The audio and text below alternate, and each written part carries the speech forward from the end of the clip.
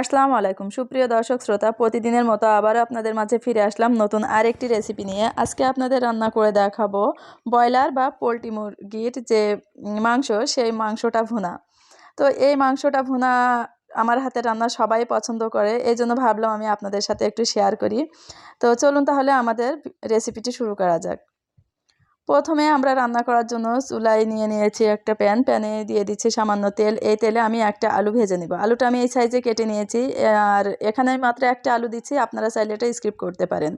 তো আলুটা দেওয়ার পরে এখানে আমি দিচ্ছি লবণ আর হলুদ দিয়ে এটা নাড়াচাড়া করে নেব। যতক্ষণ একটু ভাজা ভাজা না হবে ততক্ষণ আমি এটা নাড়াচাড়া করে ভেজে নিব। তো যারা আমার চ্যানেলে নতুন এসেছেন প্লিজ আমার চ্যানেলটি সাবস্ক্রাইব করে রাখবেন, আর যদি ভিডিওটি ভালো লাগে অবশ্যই লাইক কমেন্ট শেয়ার করবেন। তো এইভাবে ভাজতে ভাজতে যখন দেখবো একটু ভাজা ভাজা হয়ে গেছে, এই তো হয়ে গেছে, এখন আমি এগুলো নামিয়ে নিব। তো আলুটা নামানোর পরে সেই প্যানেই দিয়ে দিচ্ছি পরিমাণ মতো তেল। তেলটা যখন হালকা গরম হয়ে আসবে তখন আমি এখানে দিচ্ছি হাফ কাপের একটু বেশি পেঁয়াজ কুচি। তো পেঁয়াজ কুচি দেওয়ার পরে এখানে আমি দিব দুইটা কালো ফল, 5টা সাদা ফল, আর 4 টুকরো ডালচিনি। দেওয়ার পরে এগুলো আমি সব নাড়াচাড়া করব। সাথে দিচ্ছি 2টা তেজপাতা, মাঝখান থেকে ভেঙে ছিঁড়ে দিয়েছি এখানে আমি। দেওয়ার পরে এটা নাড়াচাড়া করছি। তো ততক্ষণ পর্যন্ত নাড়াচাড়া করব যতক্ষণ পর্যন্ত পেঁয়াজের কাঁচা গন্ধটা না চলে যাচ্ছে আর মশলার সুন্দর একটা মিষ্টি গন্ধ বের হচ্ছে। তো এইভাবে নাড়তে চাড়তে একসময় দেখবেন যে এখান থেকে সুন্দর একটা গন্ধ আসছে। তো এই সময় আমি এখানে দিয়ে দিচ্ছি 1 চামচ উঁচু করে আদা বাটা, দিয়ে দিচ্ছি 2 চামচ রসুন বাটা। আমি সবগুলোই কিন্তু একটু উঁচু করে দিয়েছি চামচে। আর তারপরে দিচ্ছি এখানে 2 চামচ জিরা বাটা। সবগুলোই কিন্তু আমি এখানে যে মশলাগুলো দিয়েছি সবগুলো আমি পাটায় পিষে নিয়েছি। আপনারা চাইলে এটা ব্লেন্ডার করে নিতে পারেন, কোনো সমস্যা না। যে যেমনভাবে পারবেন সেভাবে করে নেবেন আর কি। তো সবগুলো আমি একসাথে নাড়াচাড়া করছি। এভাবে নাড়াচাড়া করতে করতে যখন পেঁয়াজের সাথে সবগুলো মশলা মিশে যাবে ঠিক সেই সময় এখানে দিয়ে দিব স্বাদ মতো লবণ, সাথে দিয়ে দিচ্ছি হলুদের গুঁড়া। তো লবণ হলুদের গুঁড়া দেওয়া হয়ে গেলে আমি আবারও একটু এগুলো নাড়াচাড়া করছি। নাড়াচাড়া করে লবণ আর মশলাগুলো যখন একসাথে মিশে যাবে তখন আমি এখানে দিয়ে দিব মরিচের গুঁড়া। তো ঝালটা যে যেমন খেতে পছন্দ করেন সেইভাবেই ঝালটা দিবেন। আমি যেভাবে ঝাল পছন্দ করি ঠিক সেইভাবেই দিচ্ছি। তো মরিচটা দেওয়ার পরে আমি এই মশলাগুলো সুন্দরভাবে কষিয়ে নিব। তো এভাবেই কষাতে কষাতে একসময় দেখবেন একটু ভাজা ভাজা হয়ে আসছে, ঠিক সেই সময় এখানে আমি ঠিক এই মুহূর্তে এখানে আমি একটু দিব পানি। তো পানিটা দেওয়ার পরে, পানিটা দিচ্ছি এই জন্য খুব বেশি না কিন্তু অল্প একটু পানি দিয়েছি। পানিটা মশলাটা কষাই নেওয়ার জন্য দিয়েছি। আর মশলাটা আপনি যত সুন্দরভাবে কষাবেন আপনার মাংসটার টেস্টটা তত বেশি ভালো আসবে।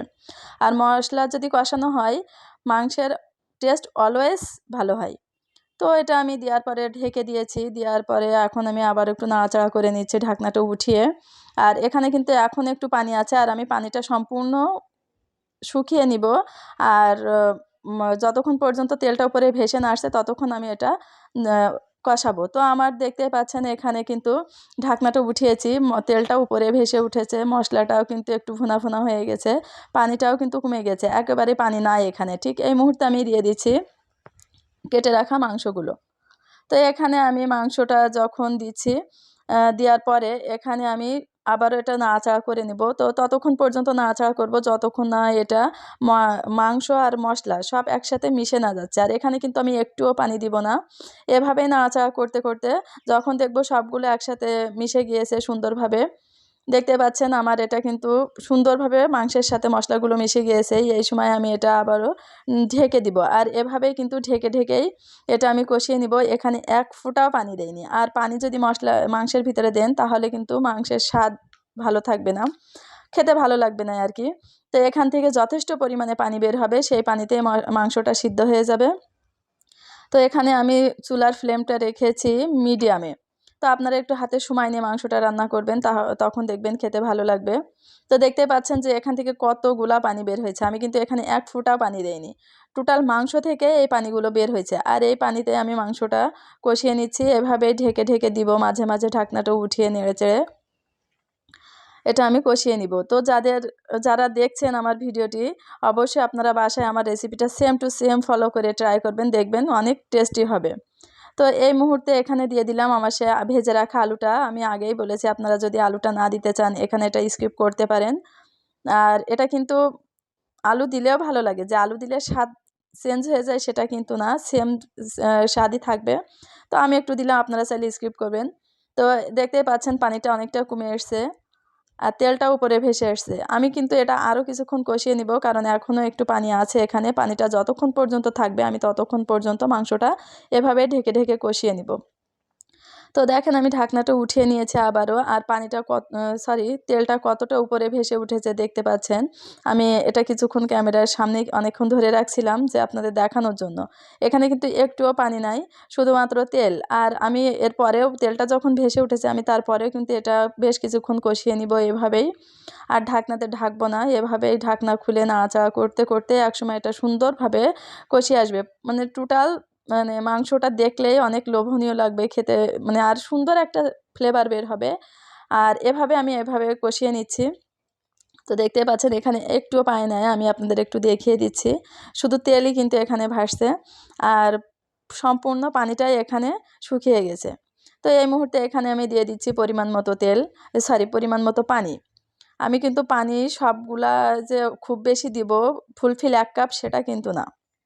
এখানে দিচ্ছি যে হাফ কাপের একটু বেশি পানি। দেখেন আমার এখানে পানি দেওয়ার পরে মনে হলো যে আর একটু পানি হলে ভালো হয়, তার জন্য আমি আবারও একটু পানি দিয়ে দিচ্ছি। আপনারা আপনার মাংসের পরিমাণ বুঝে পানিটা দিয়ে দিবেন। তো পানিটা দেওয়ার পরে আমি ঢাকনা দিয়ে এটা ঢেকে দিব, আর ততক্ষণ পর্যন্ত ঢেকে রাখবো যতক্ষণ বলক না আসছে। বলক চলে এসছে, আমি ঢাকনাটা খুলে আবারও নাড়াচাড়া করছি।